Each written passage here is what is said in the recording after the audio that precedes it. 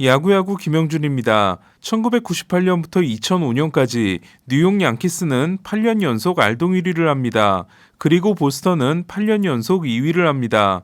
1991년부터 3년 연속 지구 우승, 1992년, 1993년 2년 연속 월드시리즈 우승과 2년 연속 400만 관중의 황금기가 끝난 토론토는 같은 기간 투자에 인색하며 3론토 또는 4론토, 심지어 5론토에 그치는데요.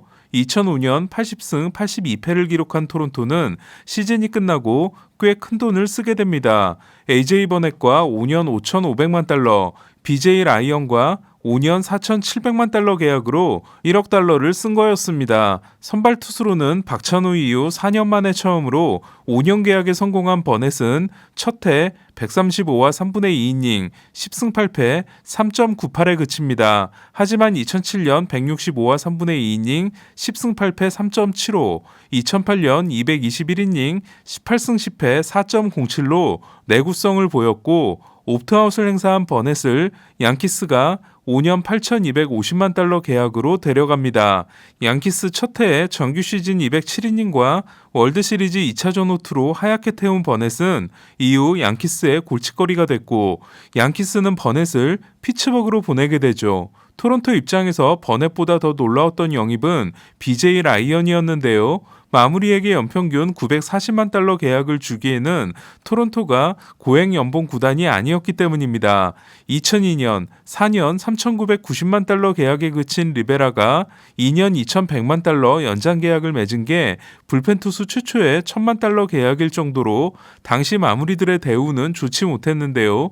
참고로 2005년 연봉 순위를 보면 선발 투수 1위는 1,900만 달러의 마이크 무시나, 2위는 1,800만 달러의 로저 클레멘스, 3위는 1,600만 달러의 랜디 존슨, 4위는 1,571만 달러의 케빈 브라운, 5위는 1,512만 달러의 마이크 햄튼, 6위는 1,500만 달러의 박찬호, 7위는 1,450만 달러의 커트 실링, 8위는 1,340만 달러의 데런 드라이포트였고 불펜 투수 1위는 1,050만 달러인 리베라, 2위는 900만 달러인 스물츠였습니다. 한때 김병현의 동료였던 미겔 바티스타가 31세이브 8블론 4.10에 그친 토론토가 마무리 투수에게 큰 돈을 쓴 이유는 할러데이와 마무리 투수 2명으로 끝내는 경기를 꿈꿨기 때문입니다.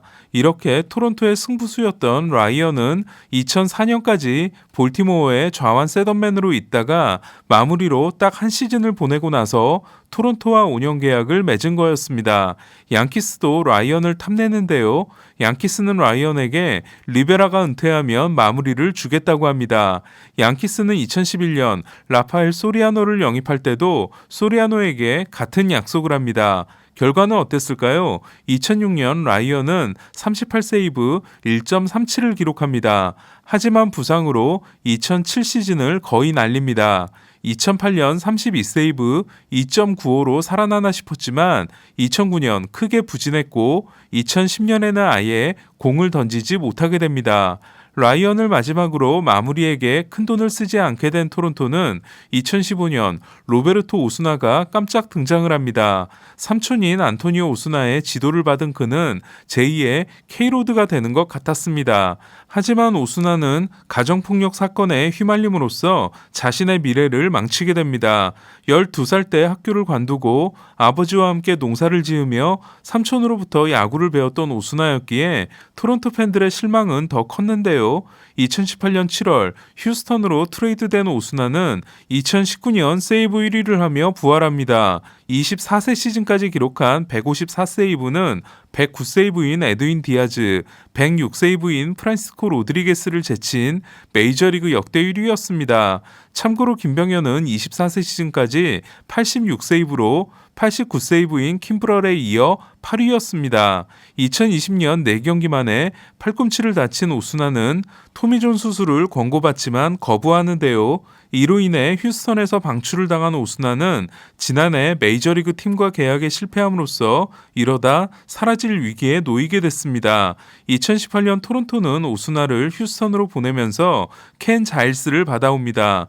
필라델피아에서 건너온 자일스는 2017년 정상급 마무리로 도약하는 것 같았지만 포스트 시즌을 크게 망치며 AJ 힌치 감독의 눈밖에 나는데요. 교체되면서 화를 참지 못하고 주먹으로 자신의 턱을 가격하기도 했던 자일스는 2018년 휴스턴과 토론토에서 26세이브 0불론 4.65라는 신기한 노블론 시즌을 만들어내더니 2019년에는 23세이브 1불론 1.87을 기록하는 최고의 활약을 하게 됩니다. 이에 우리는 2020년에 입단한 류현진이 마무리 걱정은 하지 않아도 될 줄 알았습니다. 그러나 자일스는 단축 시즌이었던 2020년 4경기에서 3과 3분의 2이닝 4실점에 그친 후 토미존 수술을 받고 이탈하게 됩니다. 그나마 단축 시즌이었기 때문에 앤서니 베스, 라파엘 돌리스 등으로 버틴 토론토는 지난해 새로운 마무리를 영입하는데요. 2019년 41세이브 1.19로 대활약했지만 2020년을 부상으로 망친 커비 예이츠였습니다. 예이츠와 맺은 1년 550만 달러 계약은 예이츠가 부활하면 대박이 될 수도 있었는데요. 하지만 예이츠는 시즌이 시작되기도 전에 부상을 당하고 토미존 수술을 받습니다. 한편 이렇게 두 시즌을 날린 데다 올해도 시즌 중반에 돌아올 수 있는 예이츠를 월드시리즈 우승팀인 애틀란타는 직장 폐쇄 전인 11월 30일 2년 825만 달러 계약으로 잡게 됩니다. 다시 토론토 이야기로 돌아가서 예이츠가 급작스럽게 이탈한 토론토는 9위가 가장 좋은 조던 로마노를 마무리로 낙점하고 시즌을 시작합니다. 게리 콜과 류현진이 대결한 개막전에서 로마노는 2대2로 맞선 9회 말에 올라오는데요.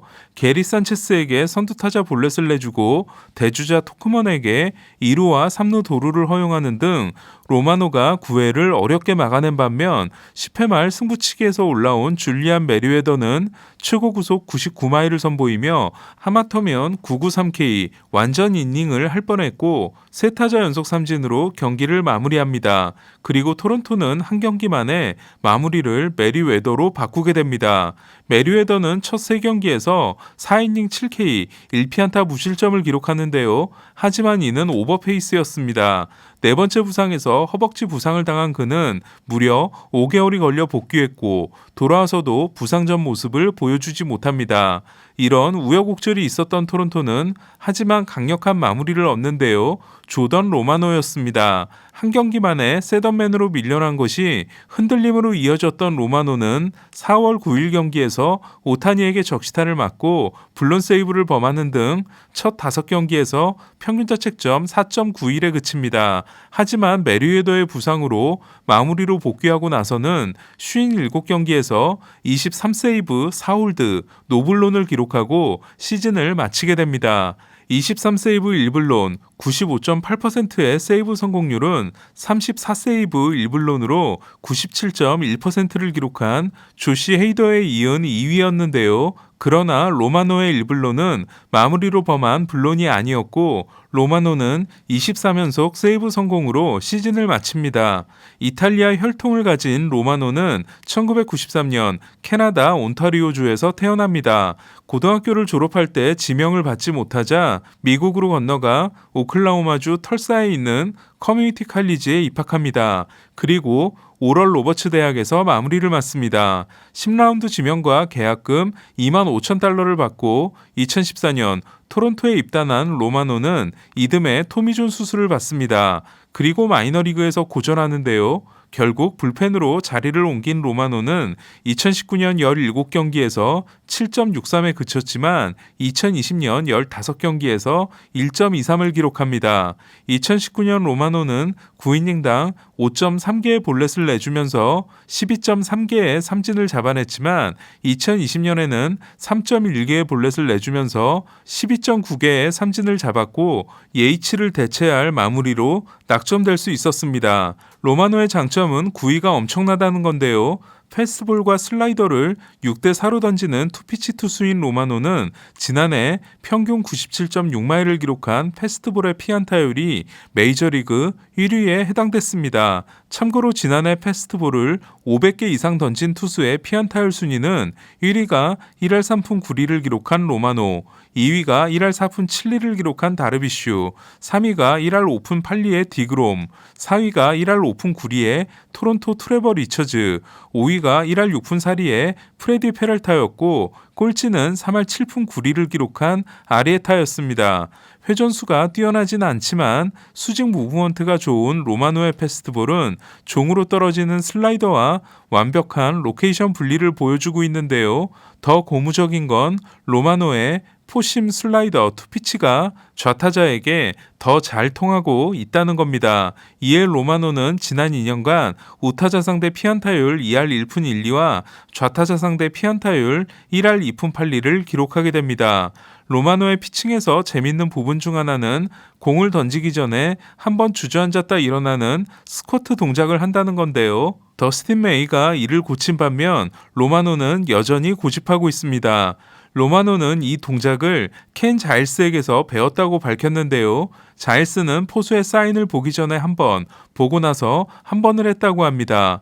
보고 나서 하는 쪽을 택한 로마노에 따르면 무릎을 한번 굽혔다가 올라오면서 집중력이 최고조에 이른다고 합니다. 또한 로마노는 집중력 유지를 위해 끊임없이 자기 자신에게 말을 건다고 합니다. 사실 부상을 당하기 전 자일스는 소프트볼 투수 출신인 부인의 조언과 이러한 루틴 동작을 통해 멘탈의 약점을 거의 극복한 상황이었습니다. 토론토는 전에도 캐나다 출신 선수가 불펜에서 활약한 적이 있었는데요. 마이너리거 시절 시즌을 마치면 토론토로 돌아와 휴대폰 판매 사원을 했던 존 엑스포드였습니다. 하지만 전성기가 미러키에서 있었던 엑스포드는 35세 시즌인 2018년 한 해를 뛰었을 뿐이고 마무리를 맞지는 못했습니다. 반면 로마노는 올해가 29세 시즌이며 FA까지 4년이 더 남아있는 투수입니다. 과연 로마노는 펠릭스 포트빈처럼 토론토의 철벽 수문장이 될 수 있을까요? 오늘 소식은 여기까지입니다. 야구야구로 돌아온 최세결 김영준이었습니다.